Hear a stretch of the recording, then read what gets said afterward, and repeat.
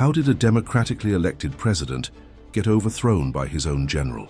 This is the story of how Mohammed Buhari toppled Shehu Shagari's government, a pivotal moment in Nigeria's history. The tale involves a fragile democracy, widespread corruption, and a military that saw itself as the nation's last hope. It's a classic power struggle where the line between savior and usurper becomes blurred.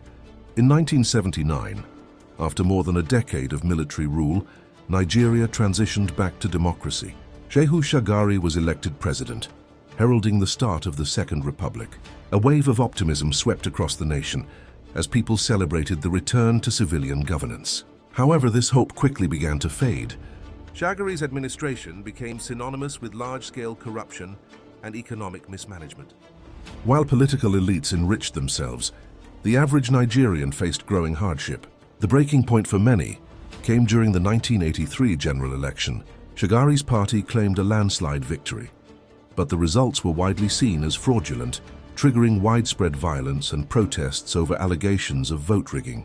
The democratic dream was turning into a nightmare of instability and disillusionment. Within the military, discontent was simmering. Many officers felt the politicians were ruining the country and that the sacrifices made to restore democracy had been in vain. The tension between President Shagari and Major General Mohammed Buhari, a general officer commanding, became a focal point of this divide. Buhari was known for his firm, no-nonsense stance. When border disputes with Chad flared up, his division chased Chadian soldiers deep into their own territory, directly disobeying President Shagari's orders to stand down.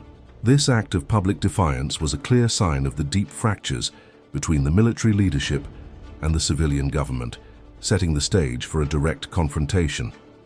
On New Year's Eve 1983, the coup plotters made their move. The operation was designed to be swift and coordinated, but it didn't go entirely as planned.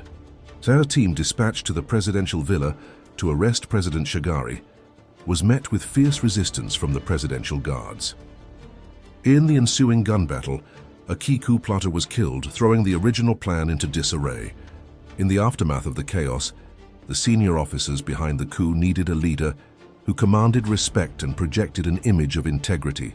They chose the disciplined and well-known anti-corruption hardliner, Major General Mohammed Buhari, to be the new head of state.